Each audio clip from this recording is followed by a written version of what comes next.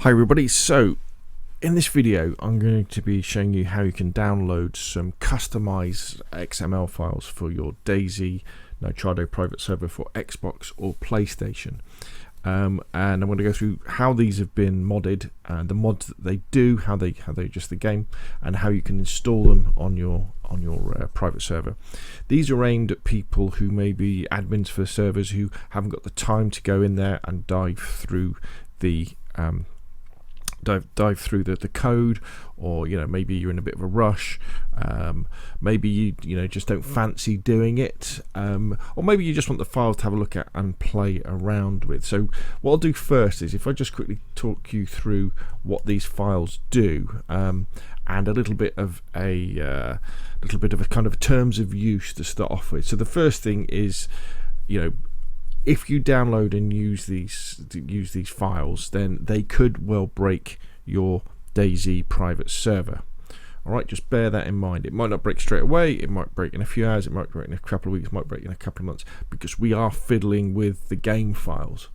That will mean what that will mean is you'll then have to reinstall and restart, and everybody have to start again. Also, part of the process for using these files to get them to work is to do a reinstall as well. So we're going to update the XML files and we're going to reinstall your game, which means that everybody's progress is going to be wiped. So think long and hard about doing this before you dive in. And basically you use them at your own risk.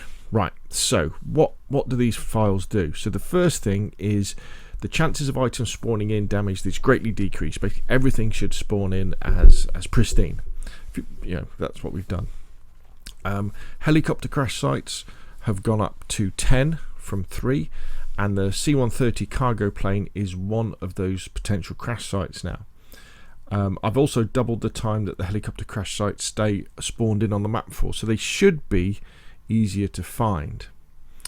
As far as the cars go, the Ada 4x4 little Jeep thing, that spawns in complete, with all the doors and spark plugs and everything, with a can of gas in the trunk.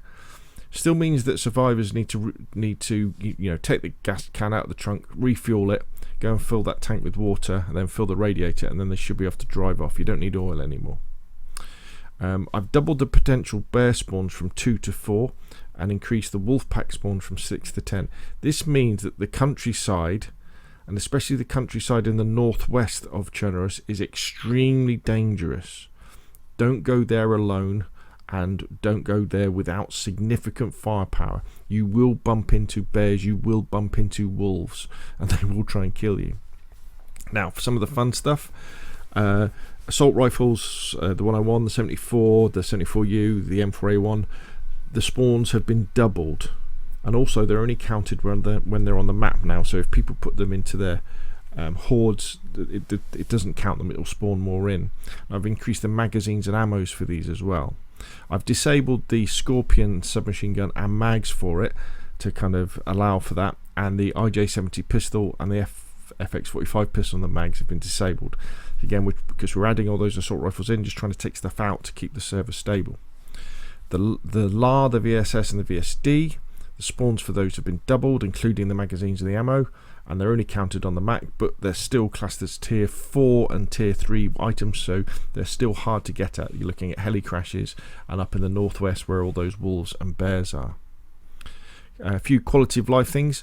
The canteens and the water bottle spawns have been increased by 1/3, compass spawns and nails increased by 1/3, duct tape spawns increased by 1/3. And some of the food and drink items I've increased by 1/3.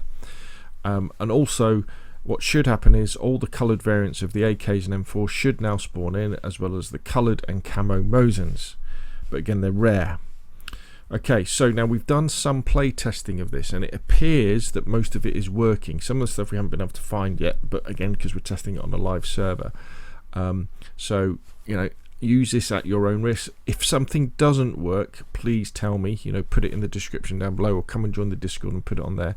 If stuff does work as well though, like when you find the cargo plane, take a screenshot of it and come over to the Discord, or find me on Twitter, whatever, and show me the screenshot, because it's great to see things like that, especially when you get the coloured weapons and the camo Mozan as well. It'd be great to actually see someone using that as well, and also the Ada 4x4 when it comes in, and it's all kind of lovely and made up and ready to go. So it's a nice, I call this the vanilla plus server pack mod, because it's changing a fair bit, but it's not going extreme, so your server should still be pretty stable. So how do you use it? Well, what you're going to be doing is you're going to be downloading some files first, and then we're going to be uploading. So first things first, we'll go to the if you go to the description down below this video, and you may well have to expand it, you know, you have to show more, you'll see all these links like this down below. Now the changelog and the terms, again, have another read of that, and it explains basically, look, you use this at your own risk. It might not work, and it may mean that you've got to reset your server, you know, and I won't be held responsible for that. That's the first one. Then the other files are the XML files. So what you want to do with these, if you click on them, you should go through to a screen like this, and then you just want to download them, and they'll download as XML files. So there's globals, events, so you click on that, download. Once you've downloaded them, you can play around with them as well yourself if you want.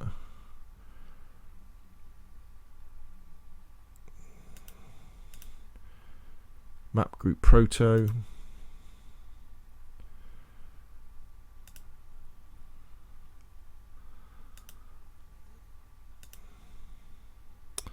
CFG spawnable types,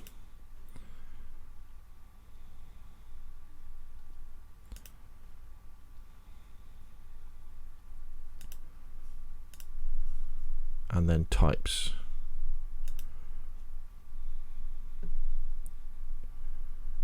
Okay. Now, once you've got all those downloaded, go to your products on Nitrado, click through to the server you want to change, and then what you want to do, the first thing you want to do is just go down to general settings, and just make sure that down here where it says reset Mission XML to default, you want to get rid of that to start off with. So you want to tick that, and you want to restart your server. So all your XMLs go back to the standard ones. Then you want to stop your server. Then you want to untick that box so it's blank like this. And then you go for the nuclear option. So that's when you sorry. So let me take a step backwards. So you restart it. You click the button that says reset Mission XML to default, so it's blank like this. Okay, so then we're good to go, and the server's stopped. Then what you want to do is you want to then go to the file browser, and then you want to go to, it'll start off looking like something like this, Chernarus Plus, click on that one. And then you want to go down to upload file, and you want to click on that one. And then you want to upload the map group proto, so you'd open that would upload that, and that will appear. And then you want to upload CFG spawnable types, that one, and you want to upload that. And then you want to go into the DB file, and then you want to upload. And then you want to upload globals, so click on that.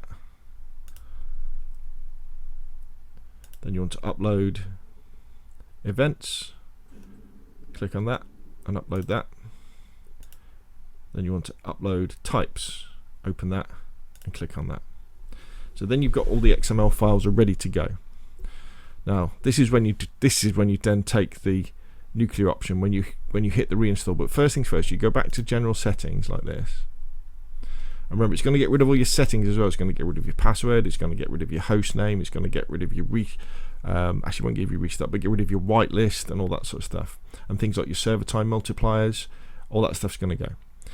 And all you do is you come down here where it says reset Mission XML to default. Make sure that isn't ticked, and then you click reinstall, and then scroll up to the top and then just hit refresh.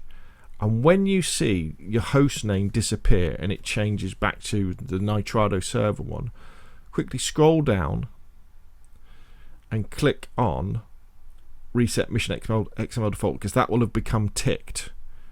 So you click that so it's unticked again, then you save that, and then you let the server go on with its business. And at this time you can put your host name in, you can change your password, you can change your server time multipliers, you can put in your tags about your logs, about what you want to log, and it's probably a good time then to go over to your automated tasks and make sure you've got at least 2 restarts a day.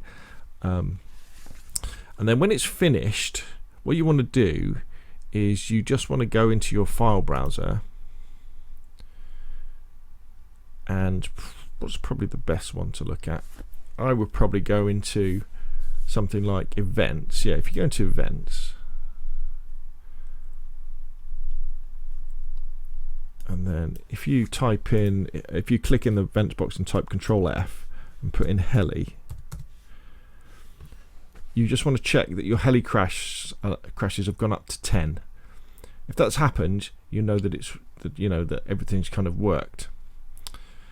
If it hasn't worked, then just go back through the upload thing again. So go back and upload the files like I showed you. But don't reinstall the server, just upload them. And then when you've done all that, hit restart server, and that's it. You're good to go. And as I say, after that, what you want to do is come and join. There'll be a link in the description of the box down below. Come and join the Scale Speeder Gaming private server. Because we've got mod channels there. Come and join the Scale Speeder Gaming Discord, and you can pop in any screenshots you've got of using these, and you should have a nice little, fairly cool little modded server that should be pretty stable, yet have some pretty cool things going on as well. Now, if you do this and you test it and it's cool and you've enjoyed it and it saved you a lot of time, obviously what would be really nice, I'll stick my PayPal link down below there. A little donation would go a long way to help me make these videos, to make more videos, to make them better, and support the community and support DAYZ modding in general. Anyway, that's enough from me. If you've got any questions or comments, I'm sure there's going to be lots. Stick them in the boxes down below. Hit like if you've enjoyed the video, subscribe if you want some more of the same. Thank you very much, and I will see you again soon.